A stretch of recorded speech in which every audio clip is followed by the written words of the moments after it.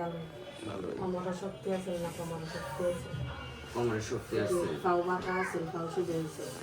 পা বাঁকা ছিল, পা সোজাও হয়ে গেছে, কোমরে শক্তিও আছে। আচ্ছা আমি আচ্ছা। চাপু ছাড়া একটু দাঁড়াইতে পারে।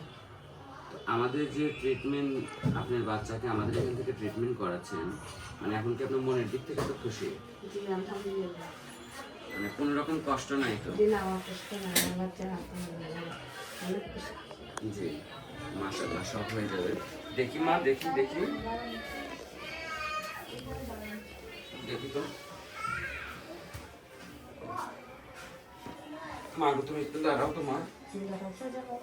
সোজা হয়ে দাঁড়াই। সোজা হয়ে একটু দাঁড়াও তো মা। একটু আমি দেখি, তুমি দাঁড়াও। সোজা হয়ে দাঁড়াও দেখি একটু মা। আরো সোজা হও, আরো সোজা হও মা, সোজা হও, আরো সোজা হও তুমি, সোজা হও, এই যেভাবে সোজা হও। হ্যাঁ, সোজা হয়ে দেখি আরো দাঁড়ায় না। ভয় নাই, সোজা হও, হাত ছেড়ে দাও তোমার। সোজা হও, দাঁড়ায় না। দেখি মা, সোজা হও। আরো তো যাই হোক, আগে তো আর এতটুকুও পারতো না বাচ্চা, এখন তো সেই জায়গা থেকে আল্লাহর রহমতে অনেকটাই তো, তাই না, উন্নত হয়েছে। আচ্ছা ঠিক আছে, ইনশাল্লাহ সময়ের সাথে সাথে বাকিটাও ঠিক হয়ে যাবে, তো ভয় পাওয়ার কিছু নেই। তাকে কোমরে একদমই শক্তি ছিল না। ছিল না? হ্যাঁ।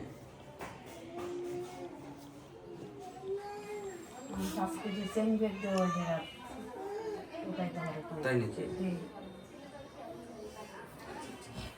ঠিক আছে মিষ্টি ম্যাডাম, তাহলে 7 দিন পরে বাচ্চাটার যে আরো পরিবর্তন আসবে সেই জিনিসটা একটু আমাকে দেখাবেন।